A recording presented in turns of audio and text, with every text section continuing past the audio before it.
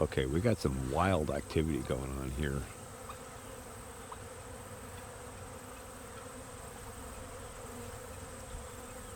I got a feeling those bees are really ticked I took their honey. I might need to put that other box back on and get some sugar to feed them with today at Hannaford, but it was so packed I didn't want to lose an hour and a half in there. But maybe I'll shoot up to the other Hannaford and get some, because I think they need some fuel. And the reason we don't have any nectar sheet resources available really to speak of now is the goldenrod is basically past, and we had a frost last week, so that knocked out a lot of the stuff that would ordinarily still be flowering. All right, let's get to it. The post being broken up and separated from all the holes and husks and such. It's ready to go in. I haven't taken a count. I didn't even take a weight. I probably should have taken a weight, but I'm not too worried about it. I just want to get it in and get it rolling. And I've gone through and done some prep work up here. I got some more to do, but I picked up some shredded straw for mulch, and I went through the rake and the breaker bar and just broke the soil up a bit with the iron rake and then punched holes with the breaker bar. You'll see. And I'm just going to go plug these in, and then we'll see how many more holes we need. Then we'll come back and mulch over it, and that'll be that for now until they sprout. But once they sprout, I'll come back and thicken that mulch quite dramatically on both the stuff that's in already and these as well. We want a good heavy organic layer for the winter. So that was quite a bit of garlic up to not the rock at the mulch, but the next set of rocks beyond that, filled out around the other garlic that was already planted. So actually that's quite a bit of garlic, so that's nice. And I just went through with the breaker bar and punched holes in, and went through and dropped the cloves in.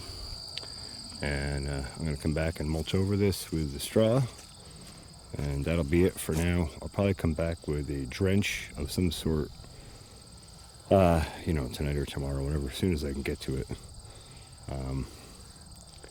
Yeah, I'll have to check with Fieldlark AI and see what they recommend versus what I got, of course. Boom. Straw down in a heavy layer, fairly heavy layer. And that's shredded straw, so it packs a little tighter. And when I come back from the coffee break, I gotta try to remember to bring some water. I just want to wet it down so it doesn't get blown away if we get some winds or something. And yeah, it looks nice and should get us started back into garlic again.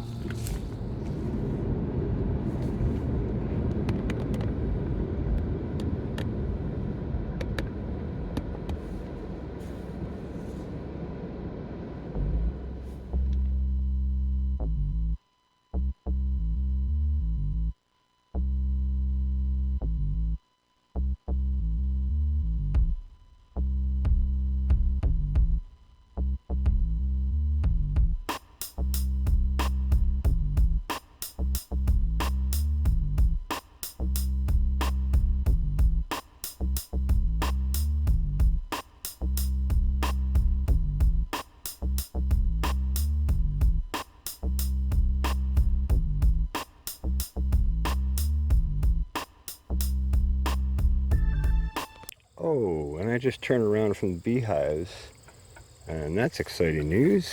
That catnip that I planted back in the summer that struggled in that under canopy so much has burst back out and is throwing out new leaves and growing nicely. There's another, and another, and another, and another, and another, and another, and another. Another. Yeah. So that's exciting. I thought we might have lost that in the under canopy, but it looks like it has survived. And I actually spot more down here.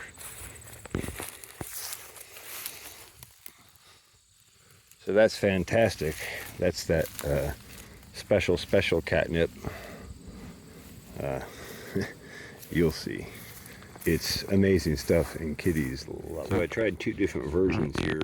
One where I just drilled a single hole through the post and tried threading in, That seemed to hold tight initially, but then it didn't. And I had trouble getting it to thread back out. I couldn't even get it back out. I'm going to get a pair of channel locks and yank it out. So then I was like, all right, well, let's try if we go all the way through. And I am actually able to get, with a 1/4 inch bit, a hole that this will thread through on this side. I found I had to round this hole out just a hair to make it fit. But that's a pretty firm, solid connection like that. So I think that'll work. And I don't know what we do with this end. I don't know if we cut this clean or find a nut size that'll thread on the end. But just step in the right direction. Well, now there we go. That's a little better. We definitely got a lot more activity coming in here. So Sunday the 19th, just getting back up here now. And wow, they really did hit this feeder nice.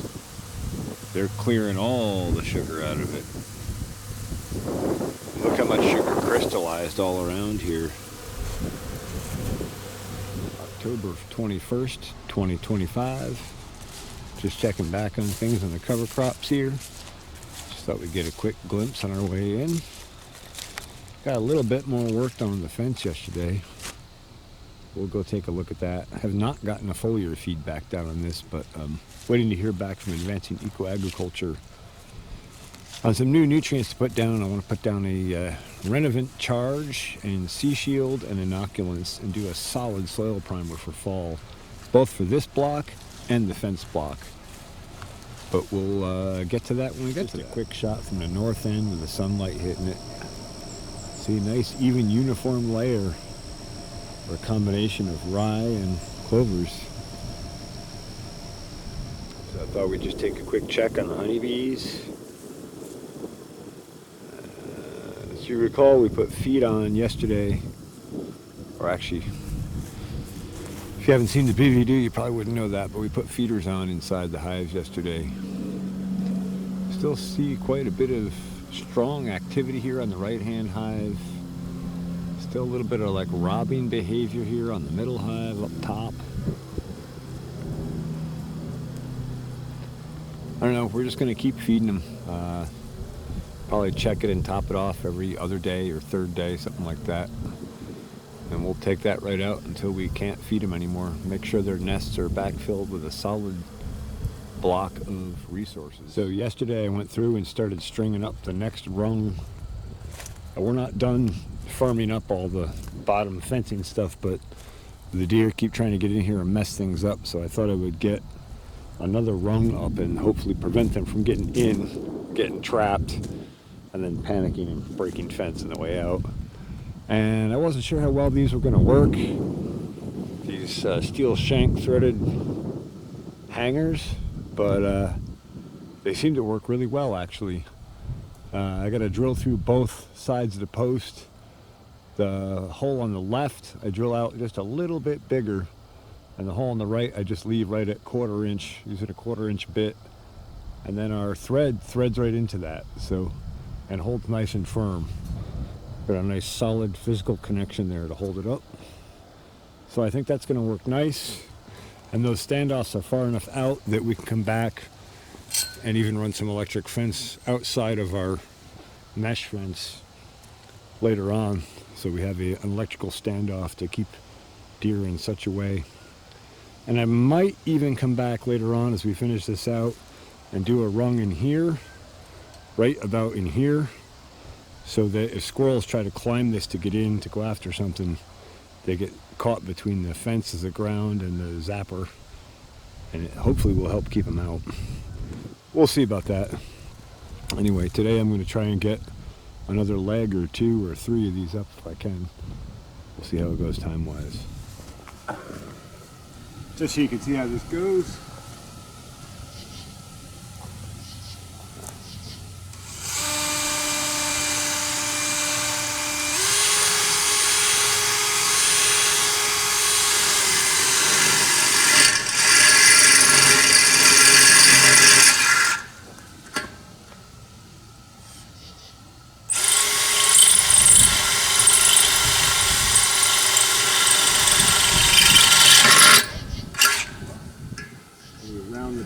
out a bit.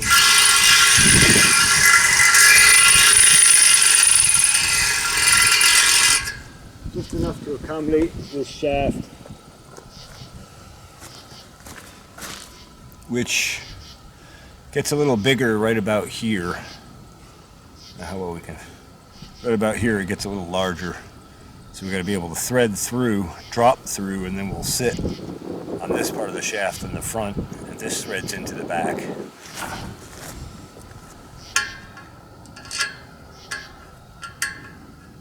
See, we kind of pre-thread through. Now we're through. We find our hole in the back. We thread through that.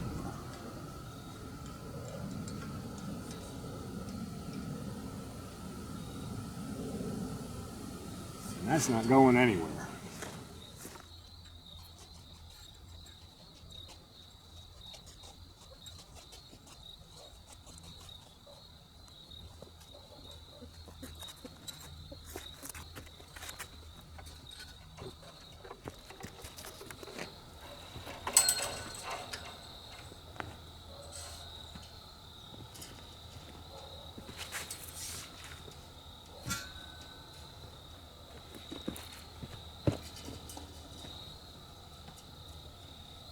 A little extra slack for connections, corners, whatever. And temporarily, we'll wrap that just to help us hold our tension.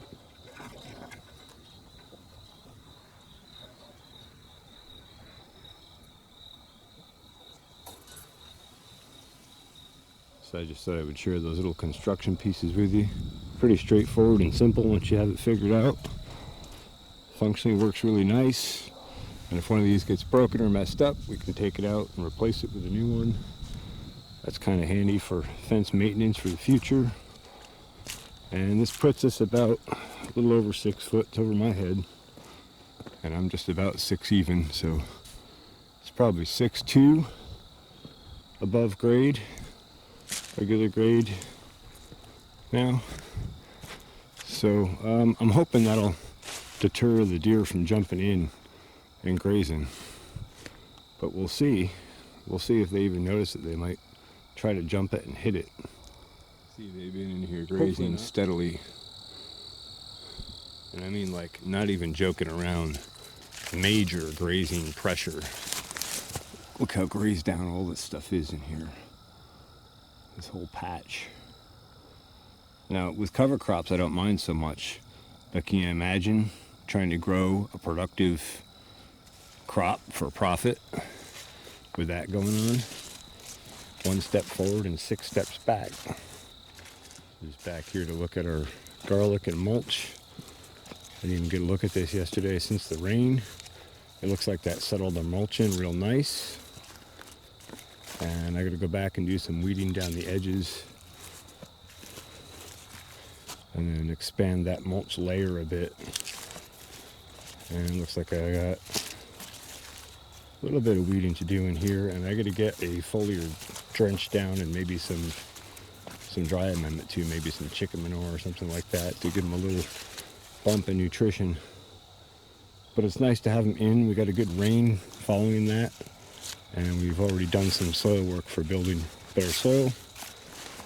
So we're off to a good start for garlic. Just coming out from fence building. Of course, our grazers are out here working this pasture now. Another beautiful sunset. So October 22nd, 2025. Time to take a check back in the lab here. I just did a foliar feed last night. I already see a growth response today.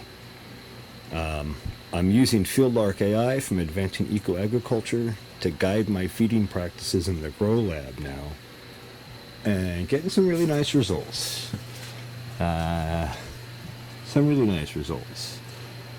top half of this growth is the last 24 hours. And that's since we did a targeted foliar feed, directed at improving and maintaining the health of the general diversity of plants in here. And the Meyer lemon tree is also in that program. These plants got 1 feed before this, 2 weeks ago, I believe, of similar quality. Started out just using Fieldlark AI to manage the nutrients on the ginger in this ginger block.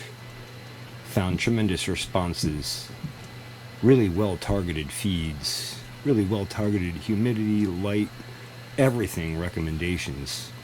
And so I'm able to tune these in and get some really nice growth. And you can tell because when they're growing so fast that they're doing this, they're just cruising. And also, if you look down the under canopy here, a lot of the ones that I planted that were just little pieces of ginger have exploded up out of the ground. They're shooting up. So this whole bed is going to be full of ginger, rocking over the winter, I believe. And everything else's health is improving nicely. Oh, I should also point out the Meyer lemon tree has flowers coming on it again. And I don't know if we're going to get lemons out of it this time around, but it should be in theoretically better soil, and we have a better foliar nutrient program for it now. So hopefully maybe this time we get it straightened out. And I did a huge prune on it back in the fall, as you can clearly see. Anyway, looking forward to those flowers in bloom. They always smell so sweet and wonderful. And I thought I would just do a quick update.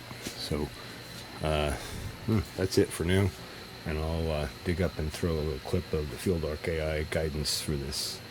And so back here in the grow lab working, and I figure I better grab the camera quick. A couple of things. Did a foliar feed 2 days ago using Fieldlark AI and advancing eco-agriculture nutrients. Using Fieldlark to guide that foliar feed to hit a broad range of Just wanted to show the massive growth response on the citrus trees here. And just starting here on the rosemary, robust over here on the thyme, exploding back. Same with the citronella plant. Same with the rosemary here. We do have some white fly or something here, but we're going to sort that over time. I think these are King Arthur peppers are blowing back up. Had a fig off of the fig tree the other day. That was delicious. But look at all this growth. I mean, this is just, maybe a week or so all total, but really, honestly, most of this is the last 2-3 days. Just explosive. So I'm going to end up having to do some pruning in here, but these were kind of held back in small planters for a long time, and now they're getting a chance to reach out into some good soil mix and have some good nutrients and light and energy. Catnip is also doing well. That's flowering out. We're going to do another seed capture on that. The Meyer lemon is also exploding. New leaves coming on. Flowers. Ooh, we got one open. Oh, those smell so phenomenal. For some reason, I don't smell that one. A couple more gets open, I'm sure I'll smell them. And then just other propagation stuff in here. And then the ginger is doing really well. That's in a very specifically guided Fieldlark AEA program. And then this evening, I'm just starting some sweet Thai basil for a seed run for the new fence grow block area on the farm. Want to amplify up the amount of seed I have and the quality of seed. We can do that here in the grow lab with a good soil mix and properly amended foliar nutrients. And then I have some yellow wax beans that I grew last year in pots outdoors. They also went through the foliar feed program, had good nutrition available. And so these seeds should be better than the ones that I started with. So I'm going to pop a few out of here and put them in this planter right here. And we'll run some yellow wax beans inside. And we'll see how well we can do with them. I'm going to try and tune this whole grow lab in better this year now that I have a little bit more tools as far as guiding the nutrition. One of those seed pods open.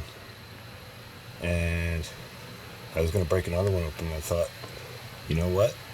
I know how big bean plants can get in high nutrition, and I think 6 is probably more than enough. Probably should only put 4 in, but I'm going to stick 6 in, and we will probably end up overflowing into lab 2 at some point here in the next month or so as things grow. And I also will try to stay on pruning better this year so we can manage our light and space and airflow a little more efficiently.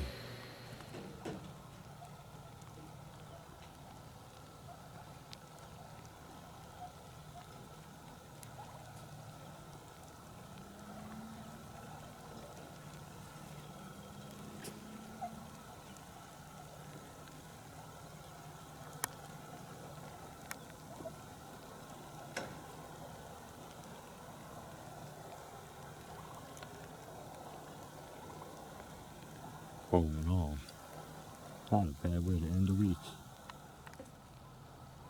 Well, you know.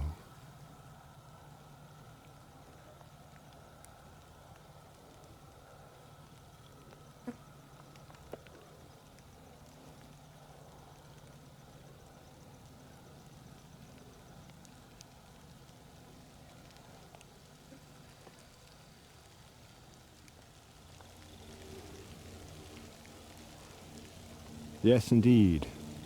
I do promise to grow high quality food, to never use pesticides, herbicides, or fungicides, to never grow food in any way that would harm another person.